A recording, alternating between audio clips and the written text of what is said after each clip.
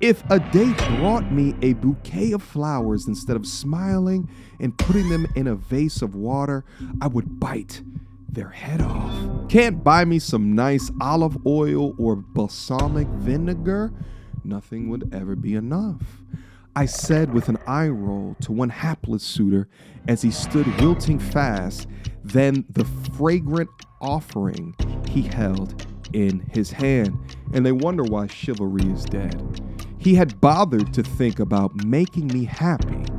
I crushed him in his place for him.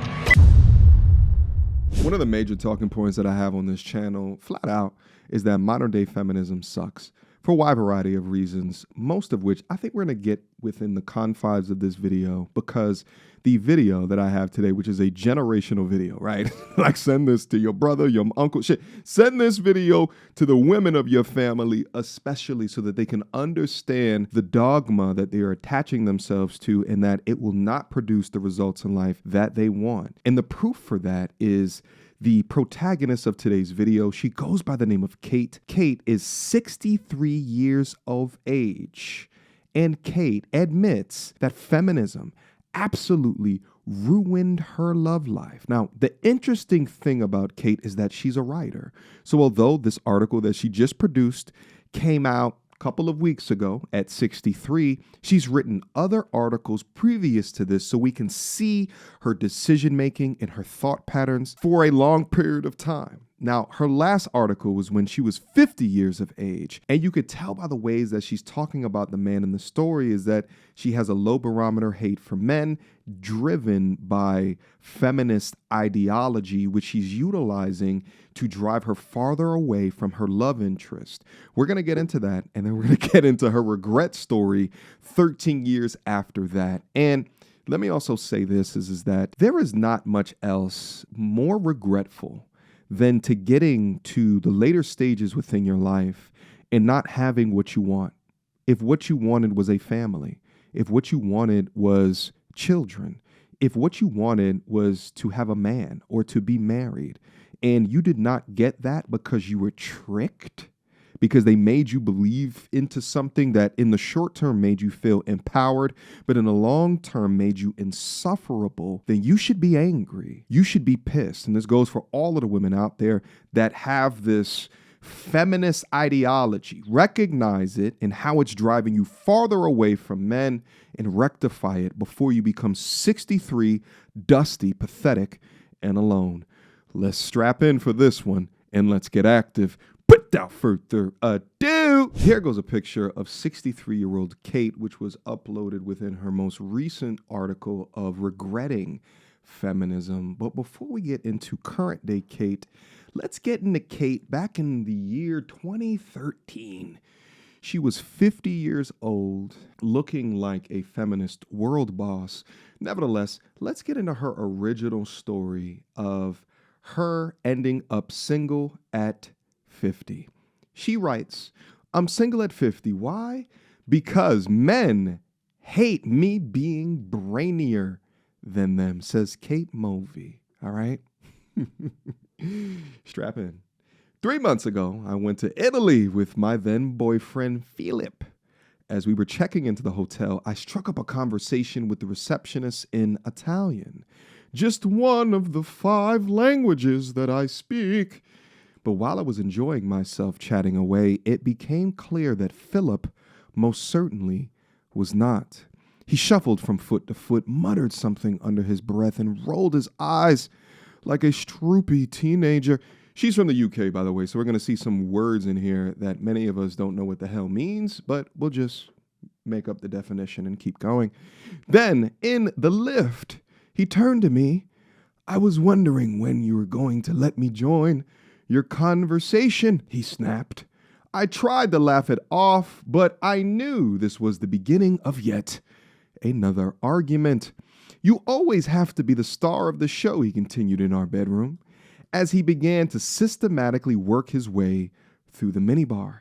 Apparently, I was argumentative, a know-all, and an intellectual snob. What had I done? It should be depressingly obvious. Had I dared to bend his fragile male ego? by speaking in a language Philip didn't know. I had managed to make him a successful writer, 10 years my senior. All right, so she snagged the 60-year-old. All right. But I made him feel small. How selfish of me to embarrass him in public with my linguistic power-esque. These women will wear their egos like a badge of honor and will object to any thoughts or perspectives that could be perceived as littling yourself to a man. Perhaps Philip's point is, as you're at a dinner with me, how about we talk to each other? Not you see this as an opportunity to impress the waiter or everyone else around you that you know one of 5 languages. Utilizing your intellectual prowess as a way to demonstrate your ego or to be validated for everything that you've learned or your degree of education is not seen attractive by men. I would have told you that at 50 years old, but now I'm forced to tell you this at 63 years old. But imagine if I told you at 23 years old, perhaps your life would have gone a little bit differently. Anyway, let's conclude. Quick emergency meeting. I was recently searching for my name online and found way too much personal information, which brought me down this weird rabbit hole of how that could have happened, and found out that there's companies out there called data brokers that will sell your data to marketers, scammers, and even stalkers. And it's a nasty, disgusting feeling knowing that there's bad actors out there selling my information, selling your information for profit. But that's why I'm recommending today's sponsor, Aura. Now, I use Aura to automatically remove my information from these sites and keep my information off. But they do other things as well, such as bank fraud and identity theft alerts, VPN access. But guys, utilize my link down in the description box down below for a 14-day trial. At least see if you've been compromised. Privacy is king in this day and age, and you should know if your information is out there. So again, utilize my link, aura.com/MTR, in the description box down below to try 2 weeks free. That's way more than enough time to see if your personal data has been exposed. Go now. Like so many of the men that I've dated, it was clear he expected me to play second fiddle to him at all times. It wasn't the first time that we rode about such things. I guess that means argument in UK speak. One night we ended up arguing over a BBC4 documentary on the origins of jazz. When he became annoyed that his attempts to outsmart my knowledge on the subject failed, he started singing loudly to drown me all out. Together! See, that was Philip recognizing that your understanding of providing peace would never be in your toolkit. Yeah, so Philip is tired of your shit at this point. But the pointless fight over the receptionist was the straw that broke the camel's back. Needless to say, our year-long romance didn't last long beyond the flight home. I was reminded our contretemps last week when research into the APA Journal of Personality and Social Psychology confirmed what I had always suspected, that men simply can't handle it if a woman outshines them. According to the study, rather than bask in the reflective glory of a partner's success, men feel worse about themselves. A lot of men feel threatened if a woman outshines them, says Professor Super Saiyan Feminist, psychologist and author of Hiding What We Feel and Saying What We Don't Feel. Listen, man, it's not about men and women don't like people who demonstrate their dirty egos in a way where they're not able to read the room. It is annoying. It is insufferable. Your inability to understand what an insufferable behavior that you have. Meanwhile, you're finding articles to confirm your bias, to dig you deeper into this feminism mud pit of bullshit continues to demonstrate the inevitable results that you have received within your life. It harks back to the caveman days. Remember the patriarchy? When men had to provide the resources. If a woman is too intelligent, a man subconsciously thinks she's taking over his role. Look at that power pose that she has right there. Still single, she wonders if she could get a man if she acted like a Stepford wife. For me, this is stating the blindingly obvious. I've lost count of the times that men have rejected or insulted me simply because I was brighter, wittier, or cleverer than they are. They have called me intimidating, scary, difficult, and opinionated. Let me also add one which is uncooperative. Oh, let me add a bonus one, allergic to the word submission. Translated, that means you're too clever and I don't like it. An older male friend, supposedly tired of me dominating dinner party. This is older male friends as well, right? Like all of the men of your life are tired of your bullshit, but it's the man that's the problem. Shout out to feminism once again. You've done a number on us. Even wagged his podgy finger and told me I would never get married because I was too confident and demanding. There, see, he was being a real one up in the situation, but you failed to recognize it. Then there was my dalliance with the criminal lawyer who, whenever we went into a party, criticized my hair, weight, and choice of outfit before we set off. He was so terrified that I might outshine him socially, he made sure I felt bad as possible before I'd ever got out the door. Anyway, I'm not going to continue on reading this. I'll leave a link to this drill down in the description box down below, plus my attempt at a UK accent. I'm sure it has made 1,000 people leave this video. Nevertheless, you can see the archetype of feminism that she has, right? Always establishing that it is a man that is insecure of her, and it could be no other reason, even though she's receiving this time and time.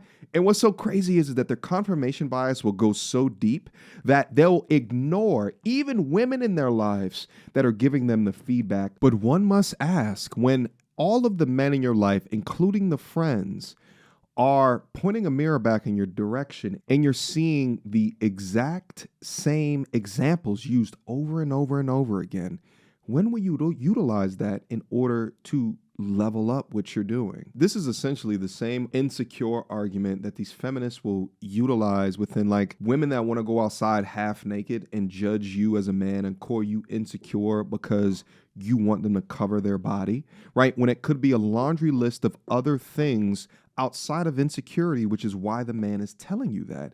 Maybe the man finds your modesty or your purity more attractive. Maybe the man is concerned about danger from other men that might have nefarious intentions or deeds from seeing all of that skin. Maybe that man wants people to judge you off of the content of your character and not the content of your assets. But feminism will block reality from you for fear of appearing less than or littler than a man. Well, anyway, let's fast forward to the 63-year-old version of this woman. And this is of her writings that came out in 2025. I believe it was about 2 or so weeks ago. All right. And she actually talks about the previous article from 2013. So here she is looking a bit more cooked. Where's my cooking emoji? She cooked right here. Anyway, let's review. I regret belittling men. At 63, I have ended up alone. A few years ago, I went to Italy with my then boyfriend, James. As we sat tucking into a plate of frutti di mare at a seaside restaurant, I struck up a conversation with a waiter in Italian. While I was enjoying myself, James sat glumly and fiddled awkwardly with his phone. Back in the hotel room, he asked why I ignored him by speaking in a language that he did not understand. He said I managed to make him feel small.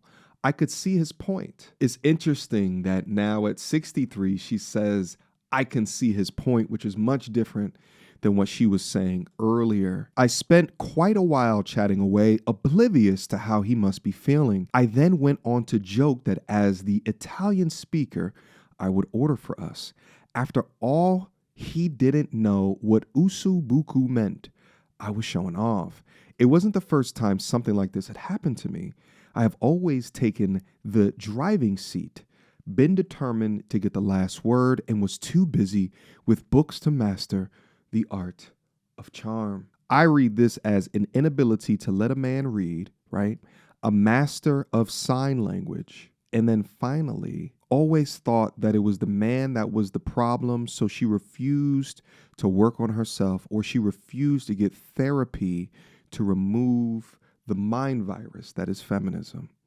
Anyway, let's proceed. This does not look like a picture of her. This looks like a stock photo. Anyway, sacrifices for successful career. All right. I'm convinced that the reason I'm still booking a table for one at the age of 63 instead of having settled with a significant other is because, like so many women of my generation, feminism has ruined my love life. Instead of empowering us, those ideals of the second wave feminists made us believe marriage and domesticity were to be avoided like the plague, and that men were competition rather than partners. I might have a successful career as a writer and broadcaster, but I never had children, or I've never been married. And my longest relationship lasted 8 years. I regret this. I had always imagined I would end up married with 2 wonderful children and living in a house in the countryside. I have paid a hefty price for my so-called liberation.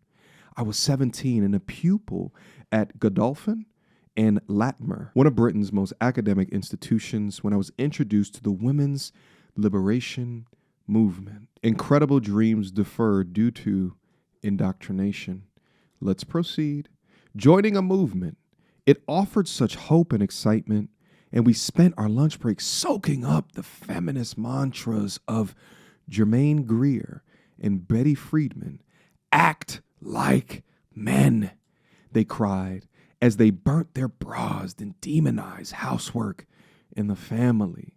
By the time that I was 25, clutching a degree in French and Italian, I was a bright, confident feminist, keen to flex her intellectual muscles and to never let a man get the last word. I read Nietzsche for fun, and my bedside table has always been buckled beneath the weight of substantial, intellectually challenging books. At first, men love my wit and intelligence. You're such a breath of fresh air. I love talking to you. You're the first woman I've met who stimulates me, they trill. That was until I lectured them for the umpteenth time on the virtues of modernism. You'll never win an argument against Kate, one man said as he watched me outsmart yet another potential lover. Subtext, don't bother with her. Modern subtext, don't save her. She don't want to be saved. Let's proceed.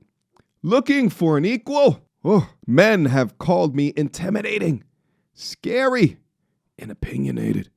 I now see that not only was I trying to prove I was their intellectual equal or superior, I was treating every encounter with a man like he was my adversary. Like I told y'all, low barometer hate for men. And I often see this when I go into these discussion nights, right? And especially before I started this platform, because I would say after the platform, I stopped just going into these nights, right? Because I would often see that it would turn into, right, when we used to talk about gender, just women just complaining about shit, forever victims, complaining of a patriarchy that doesn't exist, complaining of these wage gaps and these wage earnings when it's been disproven by scientists, statisticians, time and time and time again, but they just indoctrinate it into who they are. And then it goes so as far as to not even who they vote for from a political perspective, but then also trying to always win or one up you in this odd competition that they're having with the opposite sex. Why would you want to be in competition with someone who you want to work with for the rest of your life? It makes no sense to me, all right? If a date brought me a bouquet of flowers instead of smiling and putting them in a vase of water, I would bite their head off. Can't buy me some nice olive oil or balsamic vinegar? Nothing would ever be enough.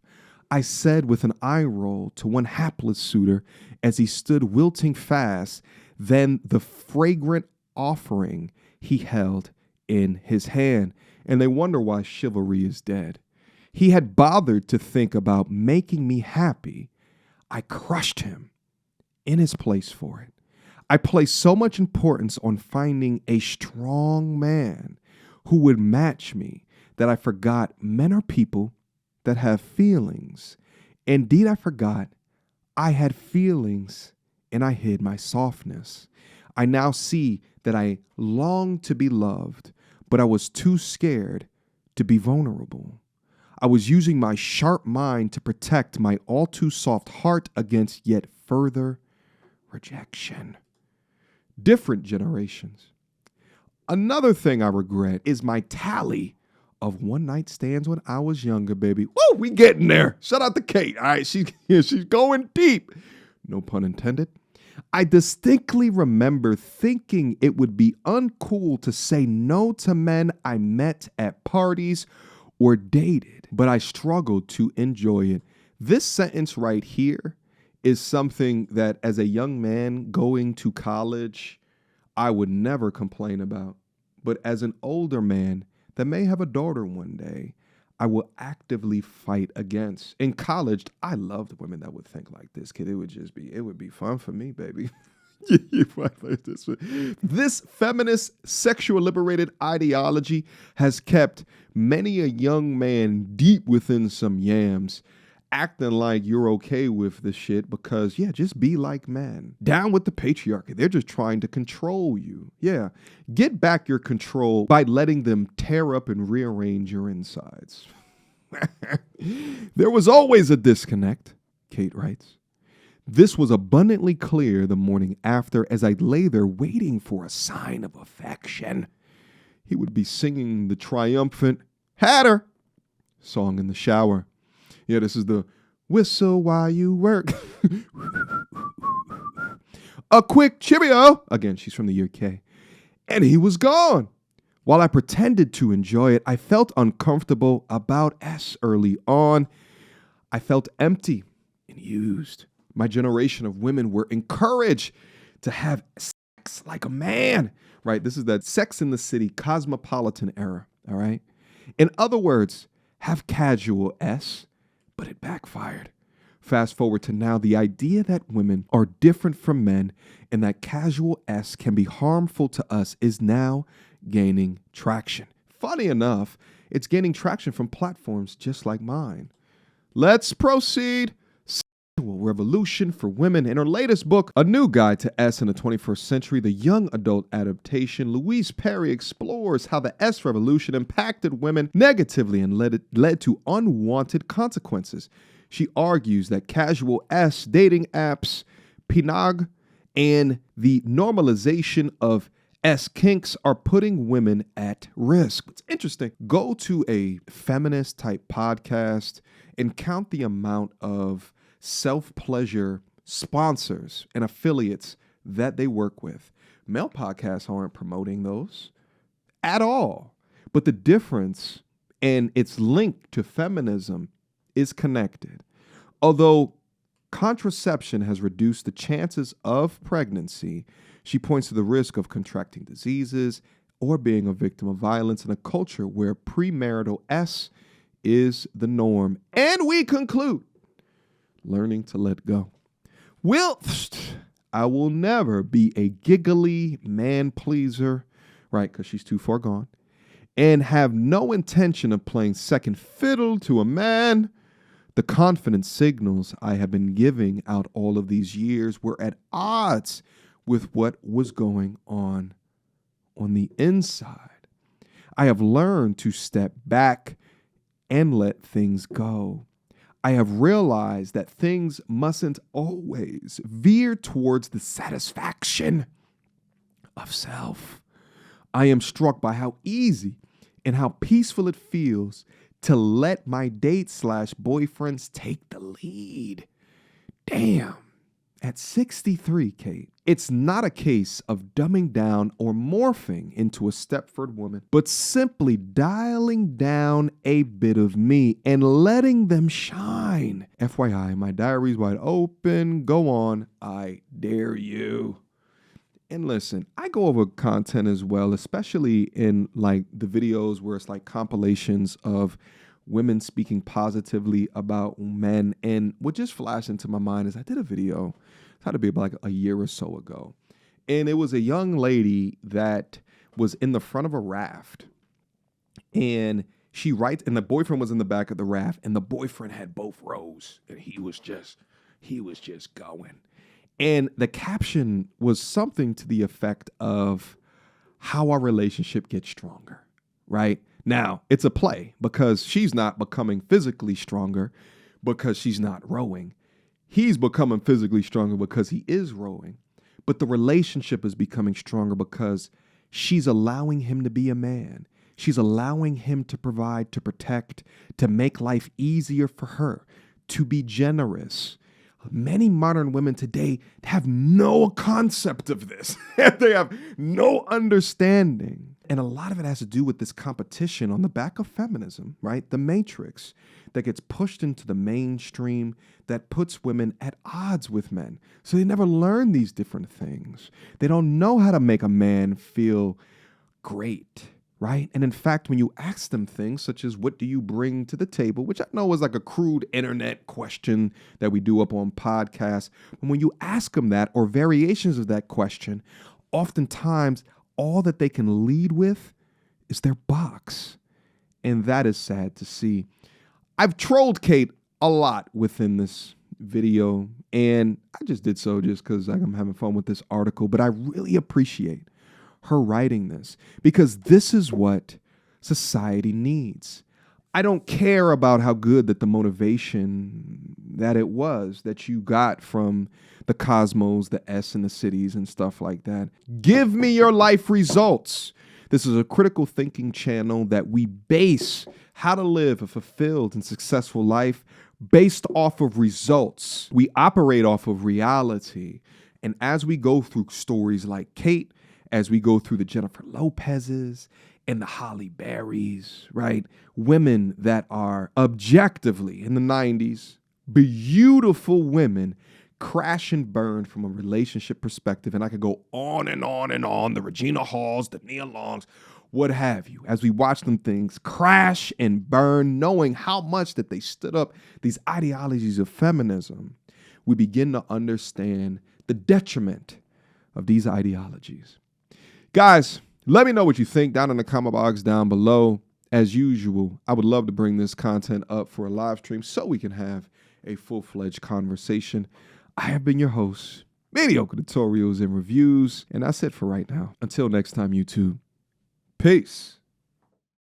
She belongs to the street. Girl, don't hold my hand. You a mattress actress on the OnlyFans. Get your money, girl, but damn, how is that your only plan? What you gonna do when you get too old to strip and dance? Get up out your echo chamber, screaming period and yes. You a low down dirty woman if you try to get knocked up by a high value man.